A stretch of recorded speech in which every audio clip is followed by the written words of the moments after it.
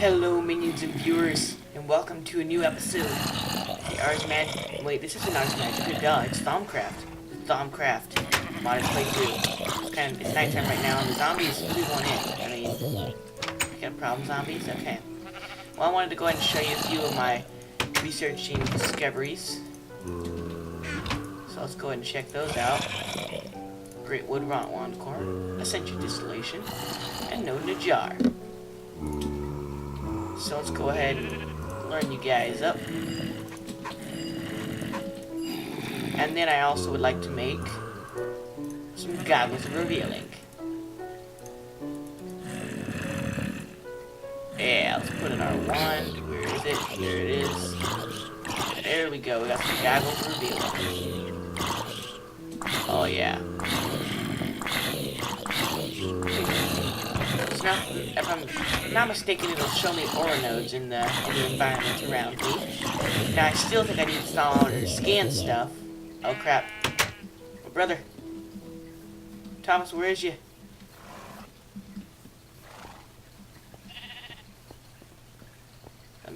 I got your back, bro. Knock your witch down.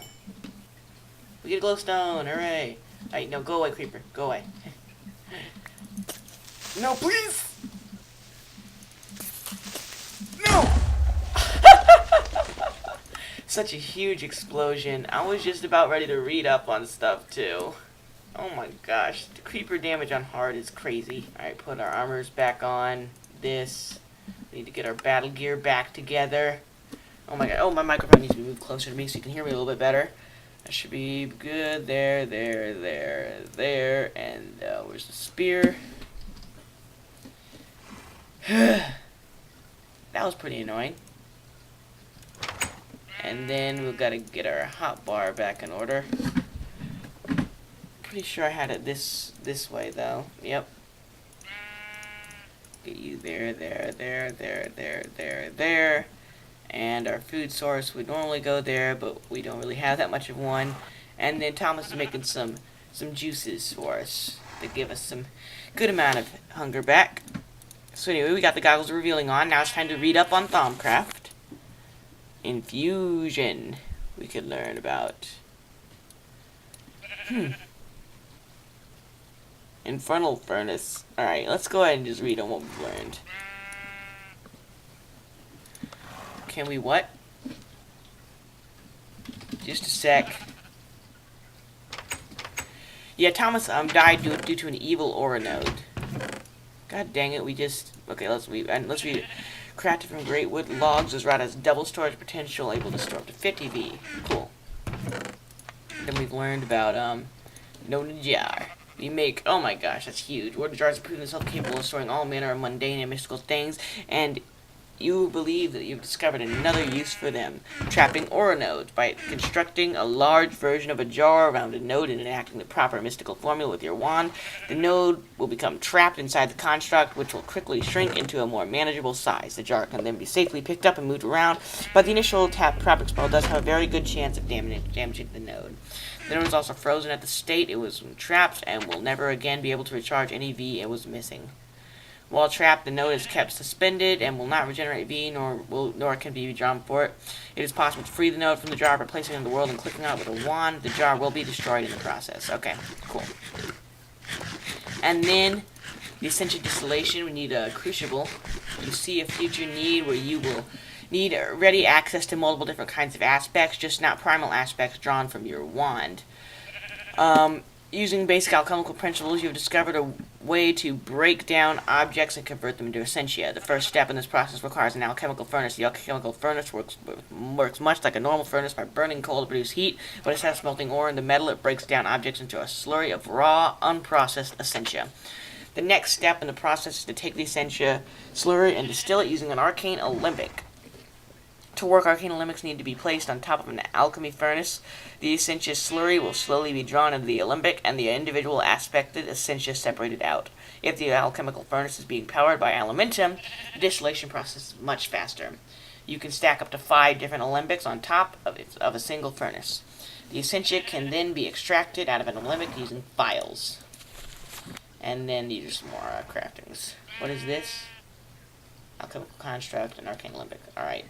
Then we read about warded jars and labels. Essentia can be stored in warded jars. Warded jars can be placed in a world and are able to store essentia virtually indefinitely. The enchantments placed on the jars also makes adding or extracting essentia a breeze. Jars placed under the spout of an alembic will be automatically filled. They can also be filled and emptied using vials. What is more, they make an excellent storage medium for jams and preserves. Okay. Shift clicking on jars and alembics with an empty hand will empty them. As long as the jar contains some essentia, you can attach a jar label to it. The label will lock the jar to that type of essentia and will not be able to accept any other kind of essentia. If you can remove a label by shift clicking with an empty hand, take care of the jar. Take care of the shift click on any other side of the non-empty jar as normal. You can place a label in a crafting bench with a file of essentia. What is Thomas saying? 1 minute. Alright. No! What the freaking... What? Okay. We're gonna finish reading. I think there's a phone going around in the house. You can place a label... Oh my gosh, stomping and stuff and stuff and stuff and stuff. You can place a label on a crafting bench with a file of essentia to assign an aspect to it, and when placed on an empty jar, it will automatically lock the jar to that aspect. The essentia is not used and the recipe is not consumed. Yeah, okay. Placing it on a filled jar will change the label to the jar's essentia type. A label can be made blank again by simply placing itself. Now my phone's going off. Okay. You know what? I'm just going to cut for a second. We'll be back. Okay, millions of viewers, we are back and we're following Thomas to his little evil node here. I'm wearing my goggles of revealing, so I should be fine if I see it. But let's just check it out. I'm really interested.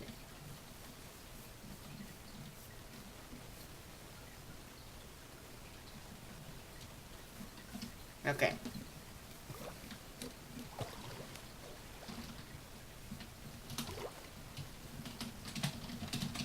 I think I see it. Is that it?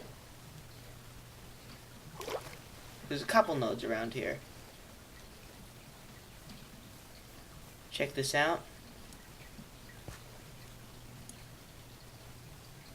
What is this? It's an ore node.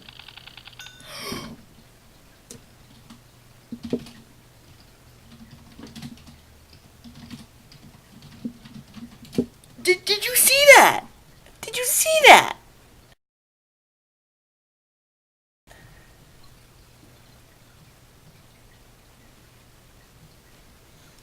Proceed with caution.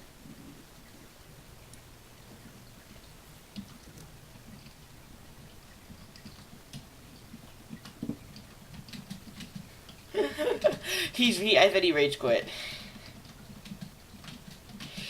That makes a lot of sense. That's what I would do. Oh my gosh. That is a very justified rage quit right there. Okay, everything's going in the chest except for a thermometer.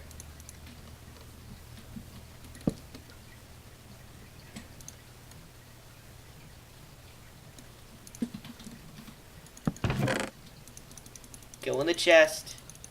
We want nothing to be lost. Everything but the thermometer. And the wand in case you want to know. We'll put that in the chest too. Okay. Okay, ladies and viewers, this has got to be pretty cool. This has got to be cool. I'm so looking... Oh, it's the pressure. No! It's sucking me in. It's sucking me in.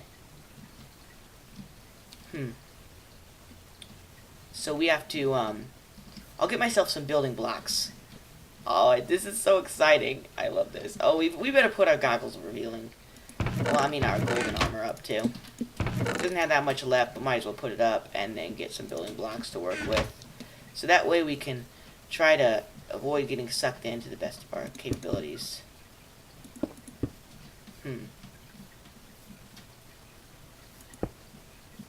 It's just sucking everything in. Alright, we have a wall here. A wall right here, so we're safe here.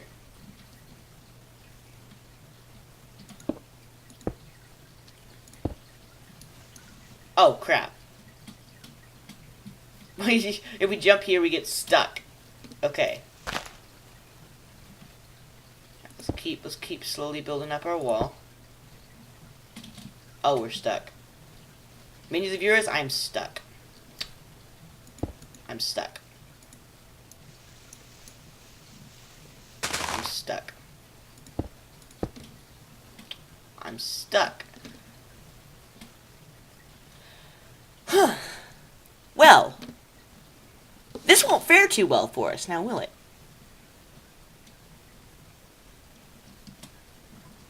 Get me out of here. No, get me out. No, no, don't pull me up. Don't pull me up. Okay. Need to block that off. I'm stuck. Help. I don't want it. I don't want this. Okay, let's see if we can scan it, though. Jump up. You know what, minions and viewers? We're going to do something here. I just want to see what that node is. So we're just going to go into creative just for a second, just to see what that node is. Alright, evil ore node, I just want to see what you are. That's cray-cray! Look at all that stuff! But it's a hungry ore node. Hungry ore node. Okay. Well, we have discovered a hungry node. And now I will go back into survival. I just wanted to see what it was. It's like hungry hippos, except for with ore nodes. Okay, oh crap, not a witch, not a creeper.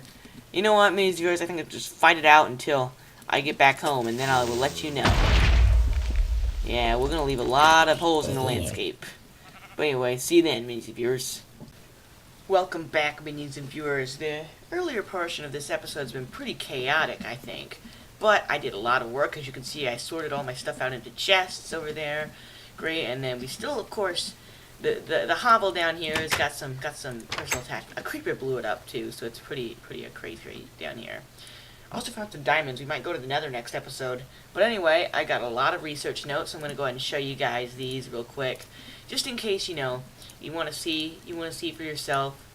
I think I've gotten a lot better at research because my research looks a lot cleaner now. I think it just looks in general cleaner. But anyway, let's go ahead and learn all this stuff.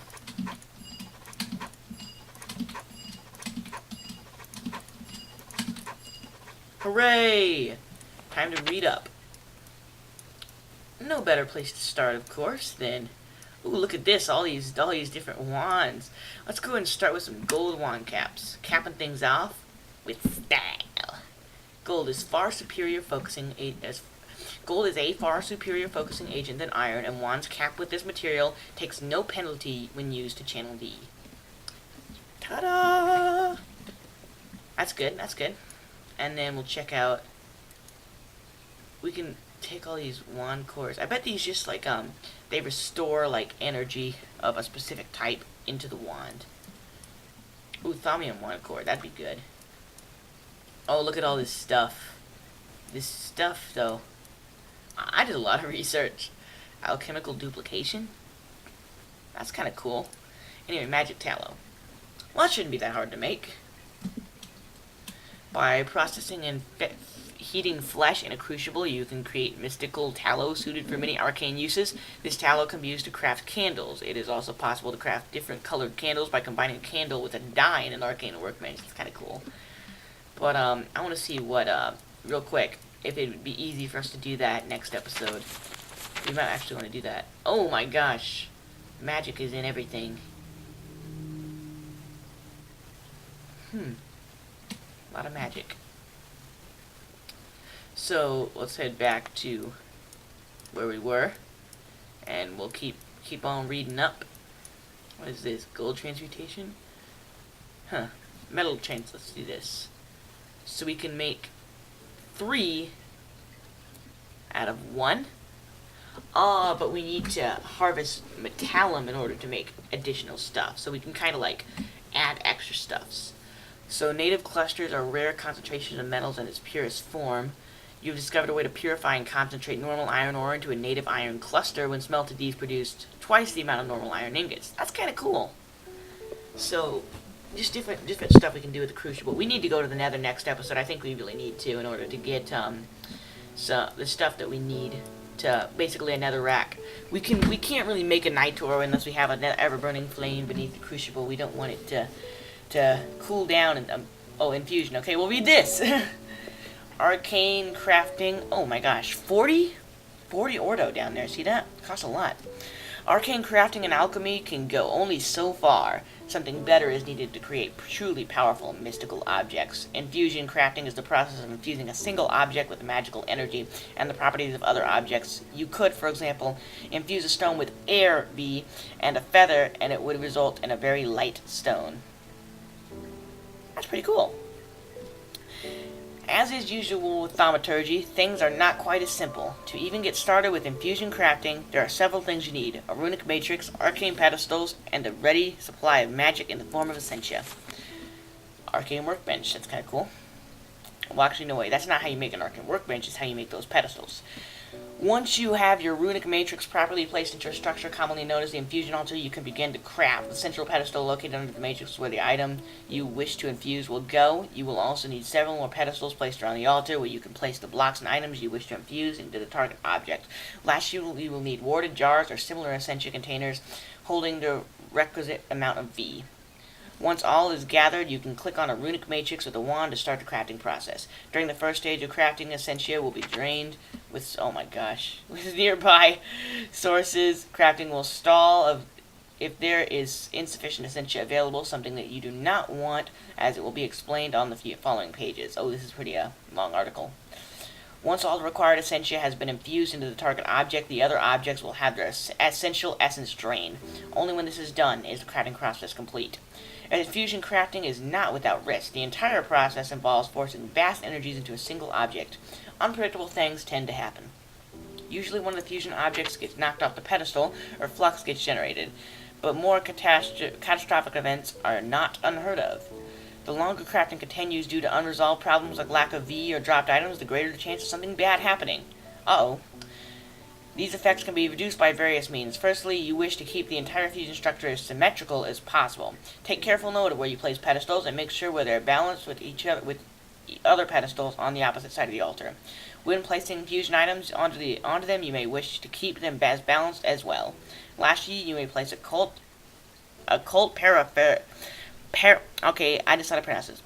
paraphernalia. Occult paraphernalia around the altar in symmetrical formations, things like candles, skulls, crystals, etc. These will have the effect of reducing instability. Occult stuff keeps it safe. How interesting. Arcane ear. Shh, do you hear something? The arcane ear is a device that is capable of detecting the sound emitted from nearby note blocks. If it hears a note it recognizes, it will emit a short redstone pulse. That's kind of cool. The arcane ear needs to be tuned in a manner identical to note blocks. The tone and note it listens for depends on the material it is placed upon. And it needs a zombie brain to work. How interesting. Oh, this stuff.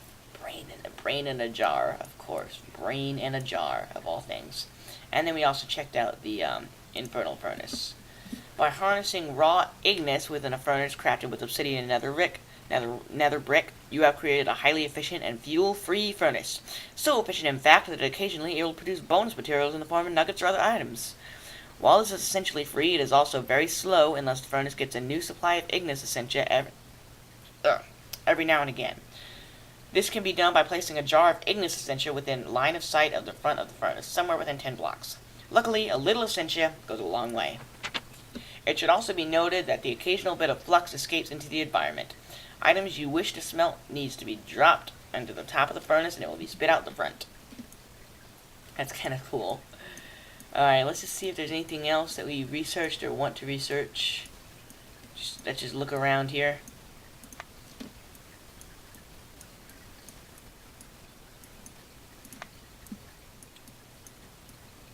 It doesn't really appear so. I kind of want to research thaumium wand caps, but I also want to make a great wood wand right here. So let's go ahead and... Oh, it's nighttime. Okay. Betty, bye.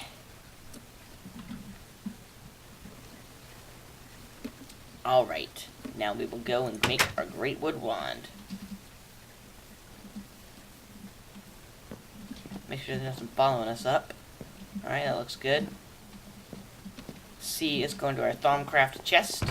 No, not Woodcraft, Thaumcraft. We'll make some great wood wand core, and then we will... Wait a second, I was right the first time. Underground goodies. Alright. We're going to need this old wand to make the new wand. How about that? On the bright side, since I'm wearing my goggles of revealing, I get a small discount. Discount! Alright, we will make... What does it require? Just 3 Perdido? 3 Perdido? That's not that much. I got 25. Great wood rod.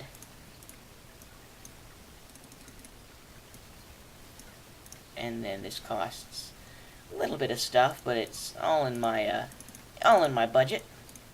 And now we'll make ourselves a mediocre what? There we go, mediocre wand. Costs quite a bit, but we're not using that old wand anymore. It's probably a piece of crap. Let's go ahead. I just want to look at this gold banded great wood wand. Now that we have a good wand, it costs us. It has a disc. It has a 5%. Okay, it costs normal, so it doesn't cost more if we're like doing any of that infusion stuff. And then it also gives us like a sort of discount now that we're wearing the goggles revealing. So stuff like if it says it costs 3, it'll only cost 2.85, which is kind of cool. So now I usually my goggles revealing, and we'll start getting ourselves some essentia. The good part about this, it's got 91 air. Well, it's not like it's easy to see now how much stuff's in there with the goggles now. But anyway, we wouldn't have to worry about draining the whole thing at all because we have that one research, which is kind of nice. I really like it. Oh, this wand's a pimpin' wand. It's like it kind of okay. It's kind of like a strange idea. It makes me I'm weird like that. But I mean, like imagine like walking around like if I were a pimp, I've got like a gold cane and like weird. It's I don't know. Who knows? I was in Las Vegas this summer, so I would know. Well, anyway, we've made ourselves a wand this episode. I'm proud of that. And Thomas is not on the world right now, but he, like I told you, he rage quit after we ran into that hungry node, which was kind of, definitely, that was cray-cray, honestly. I don't even know how we're going to be able to do that. I think our only option is just to destroy the node. I don't think there's any better thing to do with that node. There's a couple other nodes around there, too. But we also, if we manage somehow, we can get that node in a jar. I don't know if that would work or not. Well, anyway, we're gonna go ahead and head over to that one dungeon, and we're just gonna collect a little bit of V, and then I think that right now would be a good time to say, minions and viewers, we have hit 20 minions. I know that that's not a lot, but that makes me really happy that we've hit a total of 20, and I'm really thankful that you minions and viewers have given me that. It's great. You make me really happy, and I'm really happy to have 20. And you know, it's not even that much, but it's really good to know that someone else is out there watching my videos and someone else enjoys it. And also, if you want to leave a suggestion in the comments below, you can go ahead and do that. Odds are I will probably see it. Like there's not I have only 20 subscribers. That's a lot to me, but it's not that much. I mean, you know, people like PewDiePie, 20 million. He's probably even close to 30 million right now. But I really appreciate it, and I hope you enjoyed this episode, and I will see you next time.